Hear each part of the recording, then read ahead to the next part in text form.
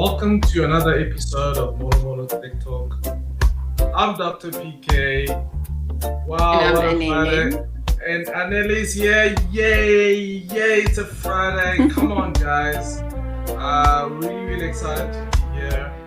So let's get started, Anneli. Let's really dive into it proper.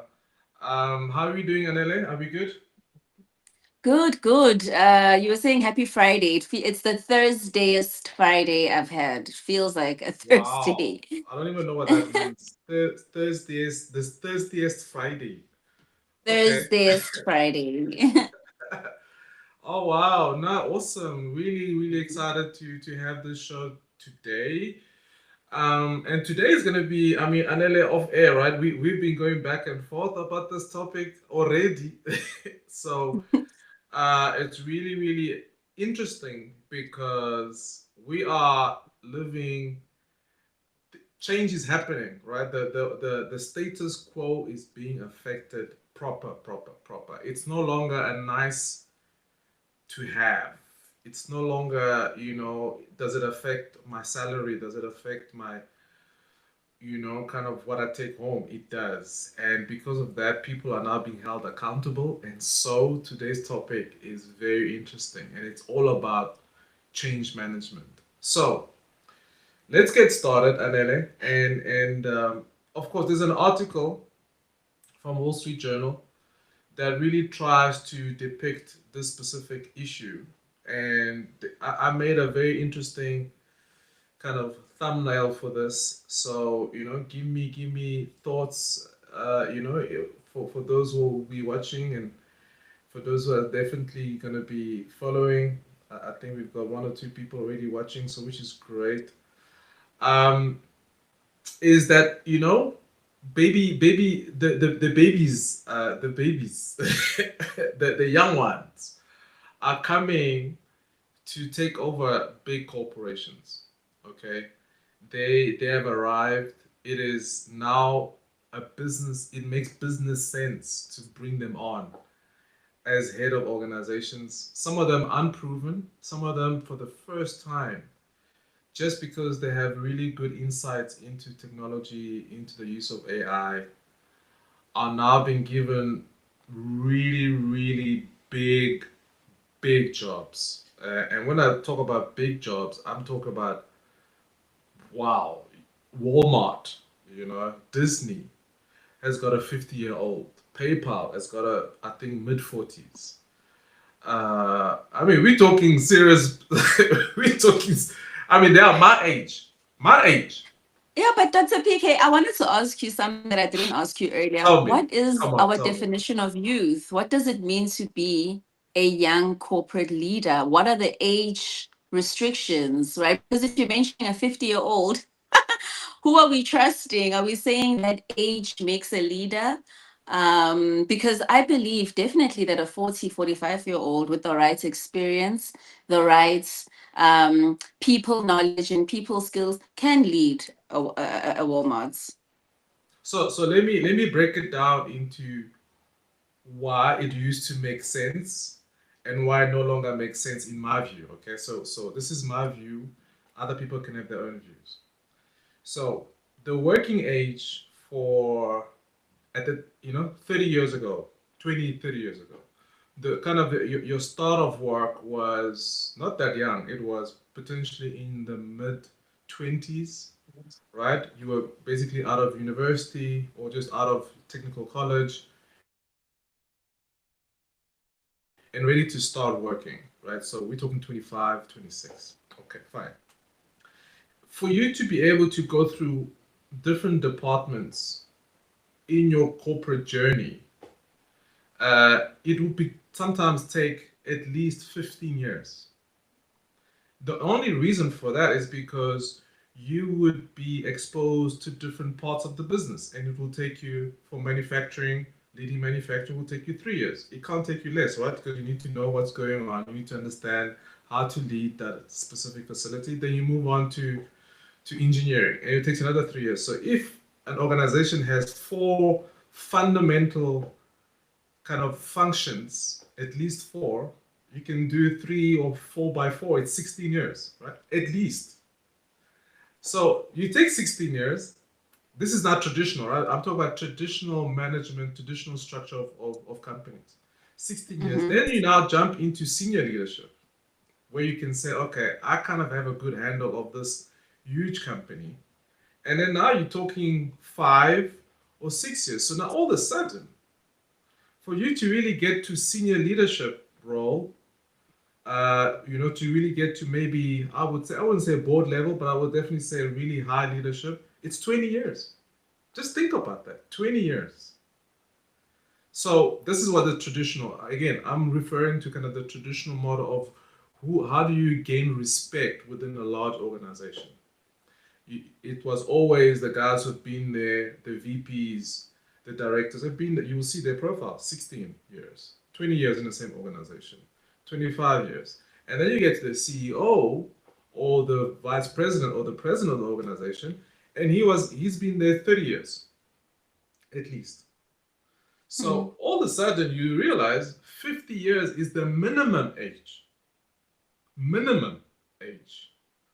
of actually being at those positions traditionally. So it's not out of, does the age matter? It's just that the age just happened to be a byproduct of just how long it took you to get to that position.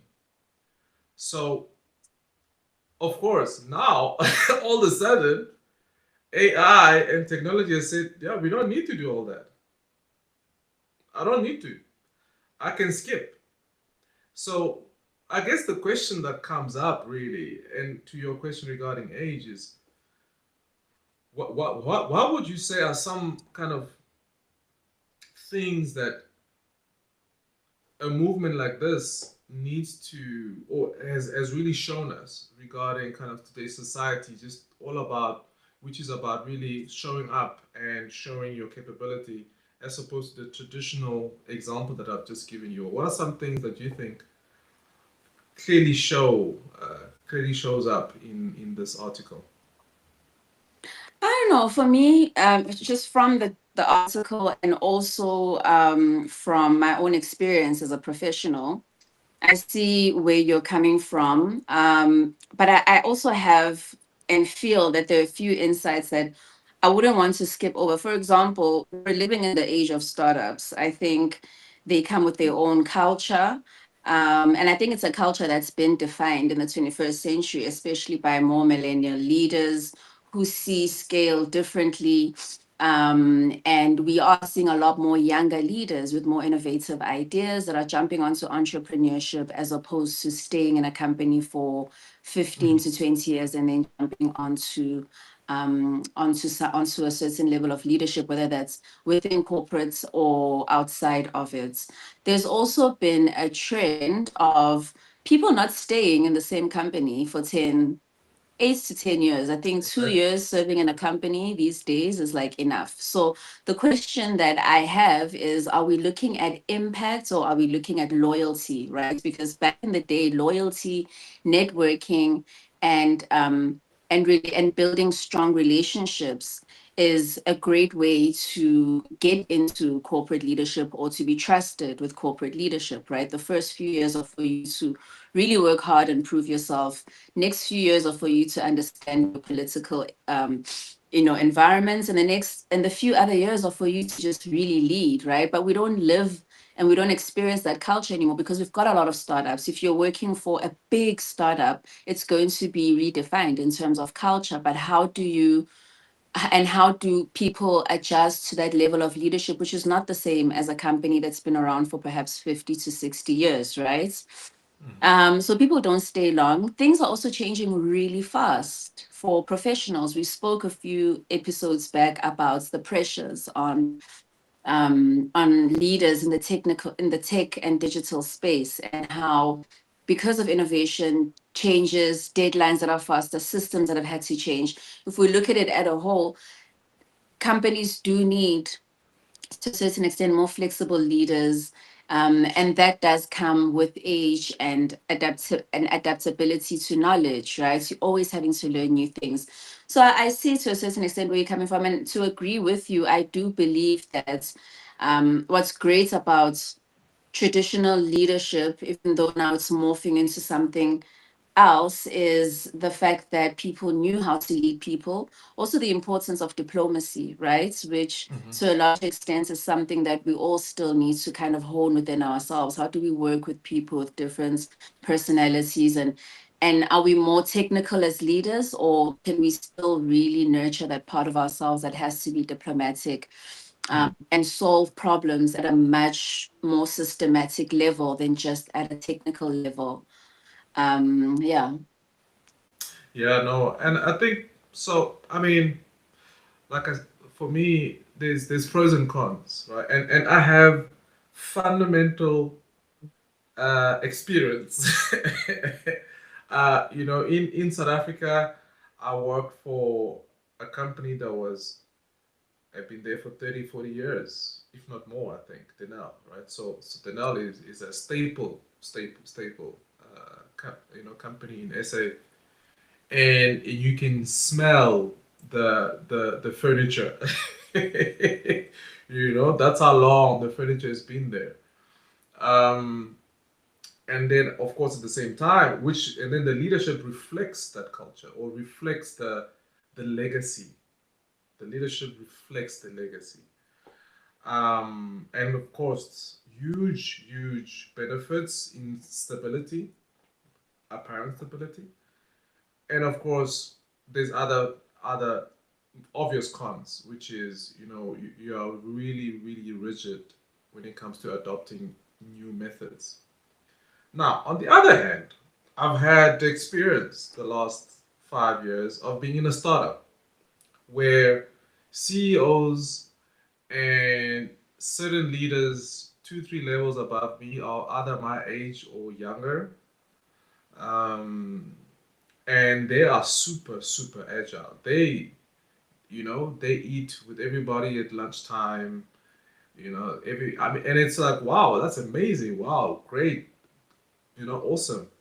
On the other hand, when the popo hits the fan, these leaders are nowhere to be found because, like you just said, the understanding of how to go through a crisis is not in their DNA. They just haven't gone through life enough to have a reference of how to motivate people through a tough time. So, so I get it. Like I see both sides, but I'm also like, oh my word, okay, so what now, right? Yeah. Do you give a young CEO of Disney a chance to just go through a crisis at the top for the first time? I don't know. Is Disney that's worth, I don't know, 1.3 trillion US dollars? Do you gamble on that or do you not? And yet, of course, the answer is yes, you're willing to gamble, right? Because they've hired a really I mean, inexperienced, let's just say, yeah, not in, yeah, inexperienced CEO who's never led a company before.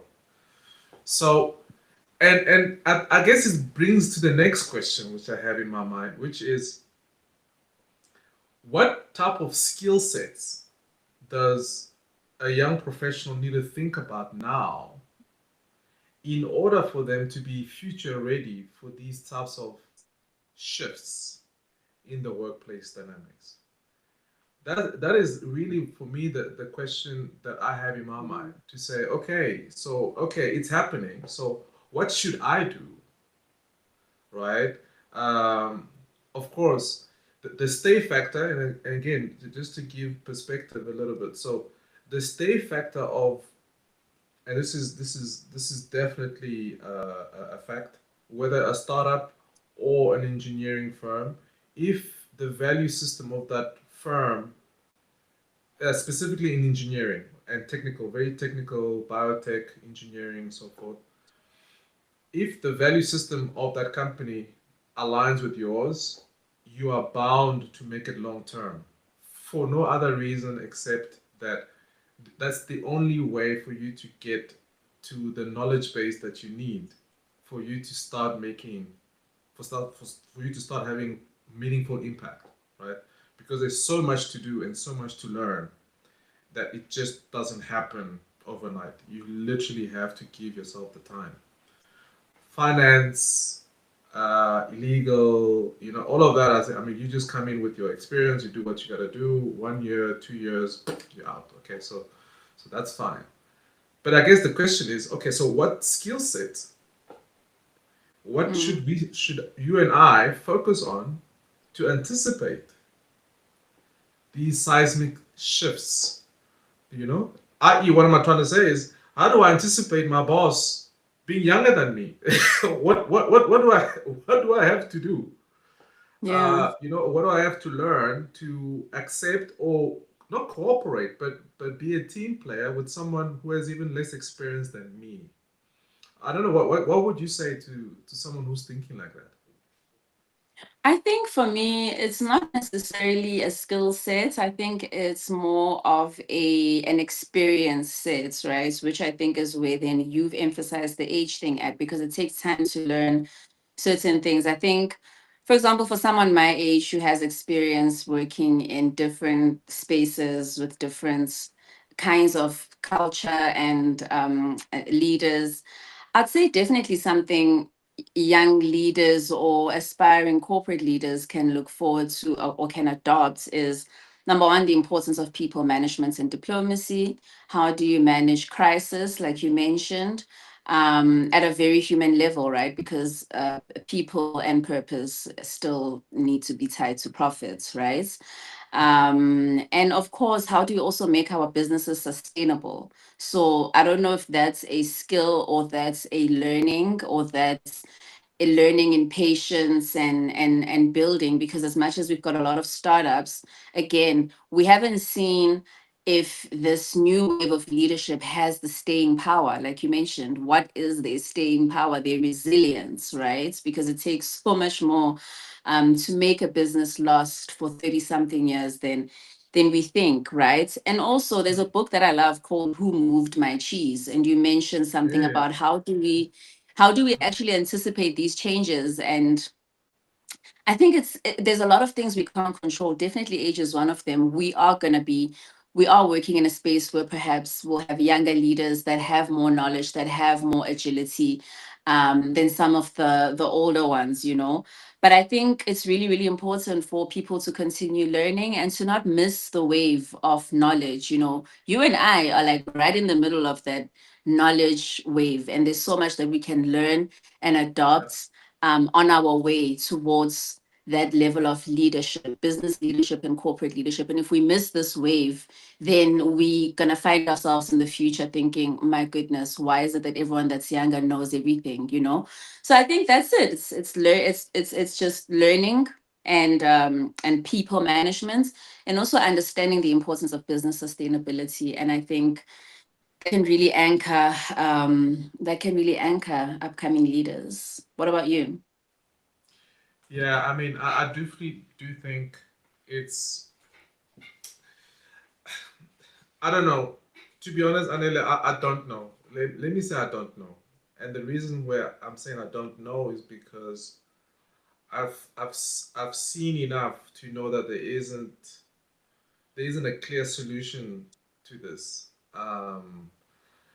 I yeah, the skill of learning, of course, soft skills helps because it allows you to be adaptable. But at the same time, hard skills are easily measurable because they produce the most obvious output. Um, so I don't know. All I can say for sure is that you've got to be okay with change, um, and that's not something that you learn at work. You don't Yeah. learn to be okay with change at work on your 9 to 5. You're not gonna learn that there. Uh, in actual fact, you I would even say the other way around. I would say your inability to be okay with change will be exposed at work, which brings the fact that you don't learn that at work, right? You don't. So I'm of the belief that we are living in a very interesting time. Really, I mean, the career path, traditional books, man, all these business management books on MBA. What I mean, I think people need to really question the MBA title. Really, you're like, okay, what do I really know that is of value 2026? Mm. For the sake of what I've learned. And just remember, all the business cases, and I know this because I went through a leadership program, all the business cases that are business are all built old businesses. All of them. Mm. The Yeah. course outline of most MBA is old businesses. It no longer works. So what do you actually, when I see an MBA title, what do you actually know that is current, that is of value today in this chaotic environment today? So, like I said, I don't know. I don't know what the answer is. I think it's definitely we are living in a time where things are shifting so fast. I mean, we talked about it last week, right? Where at the same time, there's also a shift towards kind of human connection as well, like to switch off your laptop and really connect. We talked about it last week. So things are happening, really fast where the young guys are coming in to lead, but yet everybody else is saying, no, but I need less remote and more connection. So it's happening, right? And I'm glad we have these episodes because you can easily refer them because it is chaotic. It is chaotic. Mm. So that's why my answer is I don't know. I really don't. I think the only thing I would say is figure out how to be okay with change. That's what I Yeah. would say. Figure out how to be okay with change. I don't know who you have to speak to. I don't know if you need to, you know, I don't know. I don't know. You know, get in love. Fall in love, and then maybe you learn what change means. Be okay with your heart being broken. Then you'll know. Okay, I'm okay with. Really, honestly, I'm now becoming more of a kind of a psychologist on relationships. But honestly, because you're not gonna learn that at work. Yeah. You're not gonna learn that at work. So Yeah. you need to figure that out. Anyway, so that's what I think. Wow, what a difficult conversation. This is tough, man. Yeah. Oh, Difficult this but is tough. necessary. Yeah. Oh wow. Oh wow. All Oh the wow. necessary conversations are difficult. Yeah. Yeah. So, oh man, what a conversation we've just had, Anela and I. I don't think we got to any answers, but this was another episode of Molo Molo Tech Talk. I'm Dr. PK. This was I'm Anele. Anele, and this was another episode, guys. Right on the chat. Let's take this conversation forward, and we'll speak to you other next time. This is another episode. Until next time. Ciao.